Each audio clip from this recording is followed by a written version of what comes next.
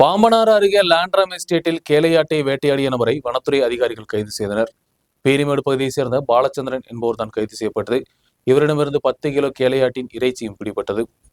பாம்பனாறு அருகே லாண்ட்ரம் எஸ்டேட்டிலிருந்து கேளையாட்டை வேட்டையாடிய நபரை வனத்துறை அதிகாரிகள் கைது செய்தனர். பேரிமேடு பகுதியைச் சேர்ந்த பாலச்சந்திரன் என்பவர் தான் கைது செய்யப்பட்டது. இவருடைய கையிலிருந்து 2 நாட்டு துப்பாக்கிகளும் 88 வெடிகுண்டுகளும் 10 கிலோ கேளையாட்டின் இறைச்சியும் பிடிபட்டது. லாண்ட்ரம் பகுதியிலிருந்து பிடித்த கேளையாட்டை பேரிமேட்டில் உள்ள வீட்டிற்கு கொண்டு வந்து இறைச்சிகளாக ആക്കുവதற்കിடையே എരുമേലി റേഞ്ചിൽ മുറിഞ്ഞപ്പുഴ സെക്ഷനിൽ ഇരുന്നുള്ള വനത്തിലെ അധികാരികൾ പിടിത്തனர்.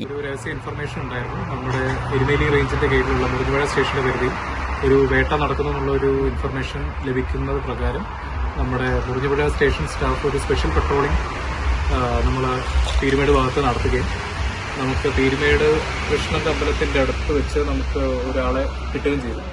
അപ്പോൾ ആള് ഒരു ഹാബിച്വൽ ഒഫൻഡറാണ്. അയാളുടെ കയ്യിൽ നിന്നും നമുക്കൊരു 2 നാടൻ തോക്കുകളും ഒരു കേഴമാൻ്റെ ഒരു ഏകദേശം 10 കിലോളം വരുന്ന ഇറച്ചിയും നമുക്ക് കിട്ടിയിട്ടുണ്ട്.